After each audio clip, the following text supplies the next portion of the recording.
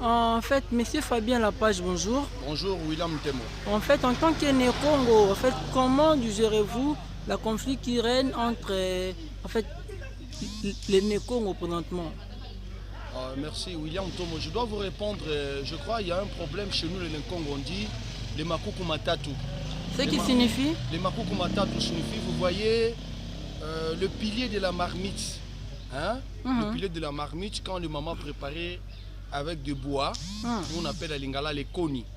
Il y a 3 pierres qu'on place pour mieux placer la marmite. C'est ça le secret magique des Nkongo. On dit le Makuku Matatu. Donc on ne peut pas écarter une pierre, sans quoi la pierre, quelle que soit la grandeur du fait et la force ou l'importance de la nourriture. Mais sans les 3 pierres, quand une pierre est absente, il n'y aura pas les Makuku Matatu. Alors, les Makuku Matatu signifient chez nous les bas fleuves, cataractes et Lukaya. C'est ça les Makuku Matatu. dans l'unité en fait. L'unité. Donc on ne peut jamais séparer ou rediviser l'unité, réconcilier, établir et fonder de nos ancêtres. Et c'est ce que les gens ne veulent pas. Vous voyez, aujourd'hui, on a tissé des conflits après les élections de gouverneurs et de vice-gouverneurs au Congo central. Vous avez vu, on a fait brûler le feu sans charbon. Il y a des fumiers comme au Vatican. On est en train de lire un pape, mais avant de lire un pape, il faut qu'il y ait du fumier. Au Congo central, on a vu du fumier sans feu. Cela veut dire quoi? À l'époque, il y avait un gouverneur qui dirigeait, qui a été aussi élu à la procédure logique. C'est M. Atoumatoubouana. Et avec son adjoint, Justin Louemba, qui venait d'achever l'intérim. Mais du moins, à la procédure normale, Atou avait des conflits politiques avec d'autres Makuku du Congo central. C'est ce qui a failli qu'on puisse faire chuter Atoumatoubouana. Nous sommes allés dans le respect constitutionnel, dans les règles et statuts organisationnels de la CENI établis pour l'organisation des élections du gouverneur et des vice-gouverneurs. Vous avez vu comment on a joué dans les Makuku Matatu, dans les stratégies politiques. On a fait 2 gouverneurs, 2 candidats gouverneurs qui ont terminé la course avec 10 voix d'ivoire. Et vous allez comprendre que la magie politique Congo, les Bambuta et les Bakulu ont répondu. L'autre là, Guy Badou, le docteur, qui est sorti avec 10 voix. Maman Nerfete Ngoudianza, qui est sorti aussi avec 10 voix, dont les Mbuta ont répondu. Fumu Kimbangu et les Bakulu ont répondu les Ndonda Kimpavita. Ne pensez-vous pas qu'il y a une corruption, comme dénonce le président de l'Assemblée provinciale? Quand vous parlez de l'histoire de la corruption au monde, le mot corruption vient du dictionnaire. Le mot corruption vient là où on a écrit le mot démocratie. Dans les mêmes dictionnaires, vous allez trouver aussi le mot corruption existe. Le mot arrestation existe. Le mot tribunal existe. Il n'y a pas de choses nouvelles à nous surprendre sur la terre. Parlons de la phase pratique. Pensez-vous qu'il y a eu corruption? Sur la phase pratique, il y a eu bon et meilleur. Parce que la loi prévit la campagne électorale. C'est prévu dans la Constitution, les statuts de la CENI. Loi et la campagne électorale. Il n'y a pas un péché pendant la campagne qui ne donne pas de poisson aux votants. Si chez le petit peuple vous nous trompez avec des bassins d'eau, avec des cantines et des poissons et des sacs de riz. Maintenant pour les grands peuples que vous croyez là, les députés de la province du Congo central, qui sont impayés pendant 6 mois et 8 mois. Vous croyez un député impayé pendant 6 mois et 8 mois quand on lui présente $50? Mon frère, soyez à ma place. Il y en a même quelques jours, je suivais un député à être tabassé par les riverains, par manque de réalisation de promesses. On a tabassé depuis qu'on a commencé la dite législative. 2 ou 3 députés ont été déjà tabassés par la population. Maintenant, un député qui se retrouve devant $50 000, qui a son ticket et il doit vendre ce ticket-là. Il faut comprendre son émotion, comme disait M. Mobutu. Donc c'est réel que M. Guibadou puisse être élu gouverneur à la 2e tour parce que les quotas appartenaient au district du Cataract. Donc il n'y a pas de choses nouvelles, il n'y a pas de chien à refuser de l'eau, même à l'absence du lait. Donc ce quota est revenu au Cataract, on doit respecter les principes. Quant à Mbouta et Jeune Idiot Mindongala, que je dois tout le respect et que je respecte bien, un haut citoyen de la haute facture, qui a fait la lutte politique avec Etienne Tshisekedi Wamulumba ensemble. Diomi Ndongala, c'est un yaya que je respecte bien. Mais du moins, allez-y. Mais du moins, ce qui est très important, je dois vous dire ça, Mbouta Diomi Ndongala doit aller être à côté de Mbouta, du côté président Félix Tshisekedi Mulumba. L'État n'est pas encore venu. J'ai suivi Mbouta Mvemba lui répondre qu'on a tracé les maîtres de l'école, Diomi ne peut pas causer.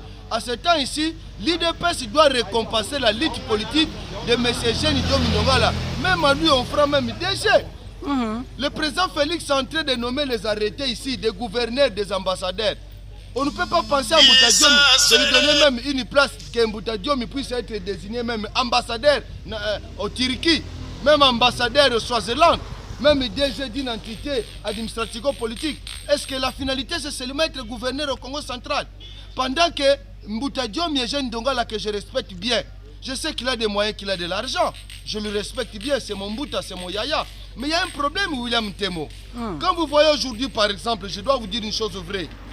Mbouta, Jean-Claude Mvomba, président de l'Assemblée provinciale du Congo central, il est grand-père de Mbouta et Jeune Diomi Ndongala. Dans une même famille, au cœur d'une grande province, avec les 10 territoires, 1 millier de la population, vous voulez égorger l'Assemblée provinciale et le gouvernorat.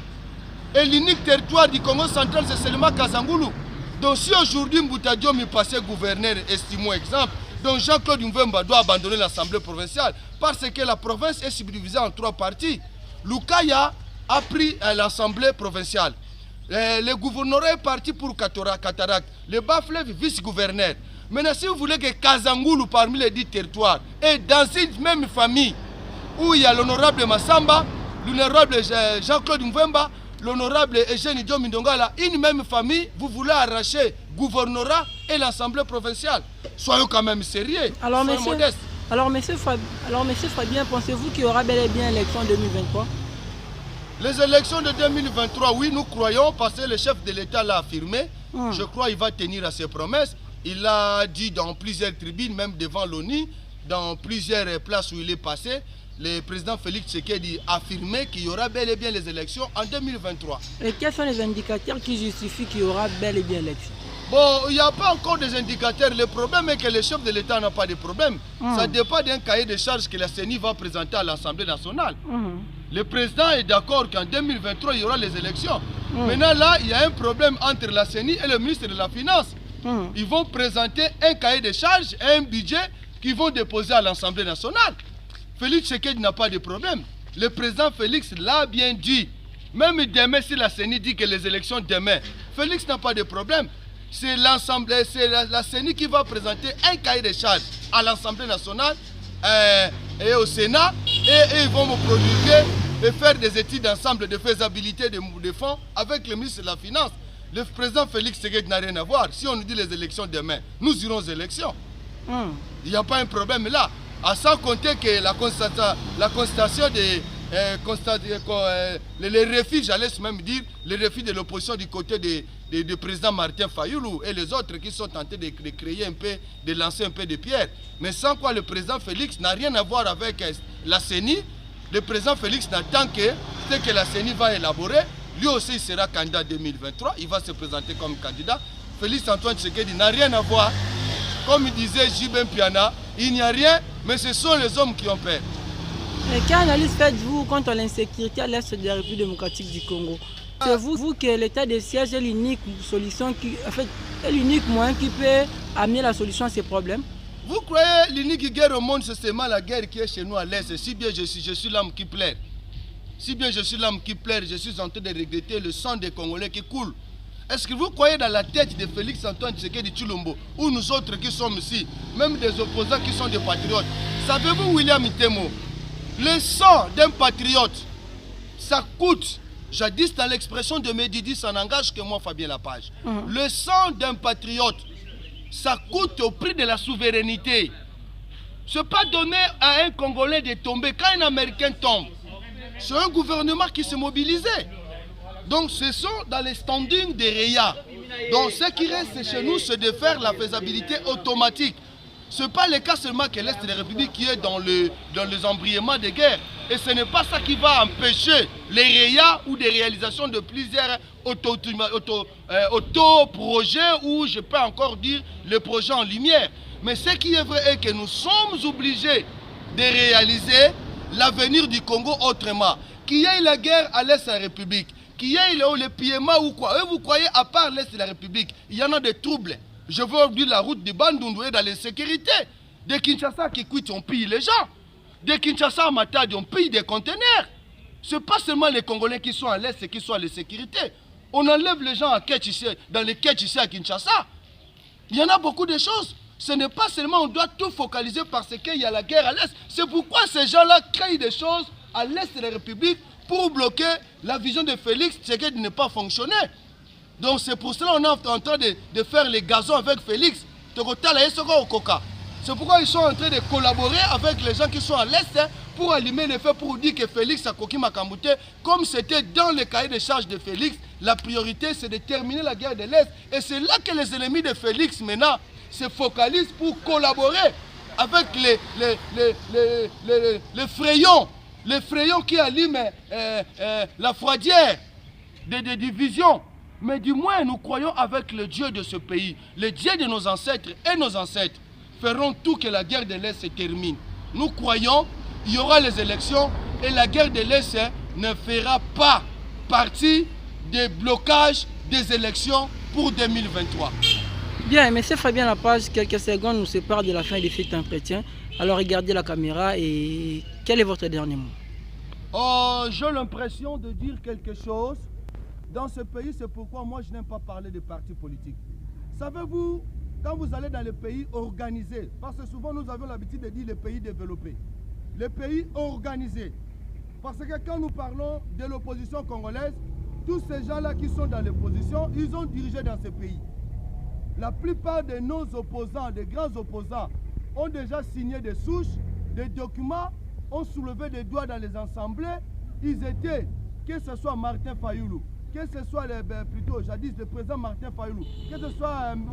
Mouzitou, que ce soit tous les autres là, que je ne voulais même pas citer les noms ici, avec tout le respect que j'ai là. Ils ont dirigé ce pays. Les opposants congolais ont gouverné, ont géré, ont promulgué, ont proposé des lois, voire même. Ce qui est vrai, nous sommes dans le temps où les Congos doivent être unis.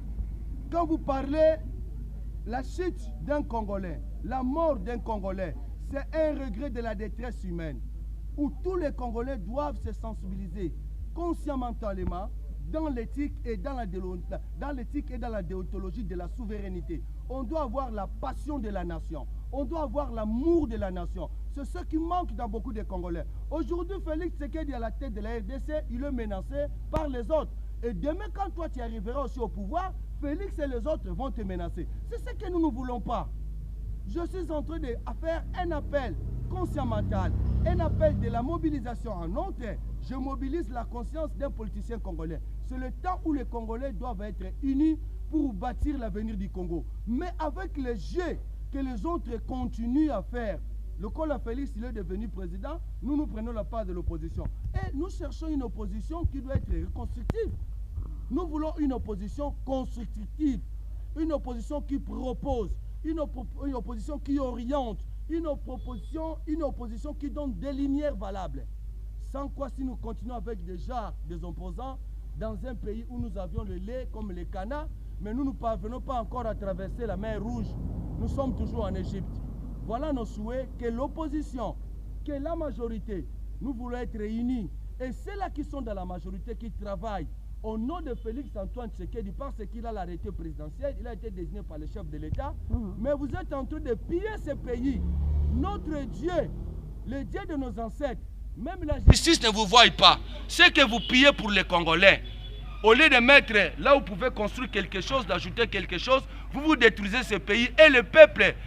Bazofinga Félix, les gens sont en train d'humilier Félix, les gens sont en train de critiquer Félix, pendant qu'on n'a pas vu quelque part Félix Tshisekedi venir prendre l'argent dans une société, dans une entreprise. Mais il y a des individus qui sont organisés avec les circuits occultes, magiques, que moi j'appelle des sorciers politiques. Ils sont en train de bloquer ce pays. Un jour, notre Dieu vous jugera. Voilà ce que je voulais dire. Ceux qui sont autour de Félix, que Félix a donné mandat, ceux-là qui pillent, qui détruisent, et les traîtres qui sont parmi les conseillers du président de la République, les traîtres qui sont parmi les mandataires, les traîtres qui sont surtout à l'Union sacrée, là je dis, Union sacrée à 100%, il y a 60 traîtres qui sont à côté de Félix. Félix il doit éveiller, il doit être prudent avec un an qui nous reste avec quelques jours. Il doit être éveillé, sans quoi, je ne sais pas encore. Bien, M. Fabien Kivoula, merci d'avoir répondu à notre invitation. C'est moi qui vous remercie, William Temo. Mesdames, Messieurs, c'en est fini pour aujourd'hui. Quant à moi, votre humble serviteur, William Temo, combattant de la liberté, je vous dis au revoir. On se retrouve prochainement avec le même plaisir. Bye.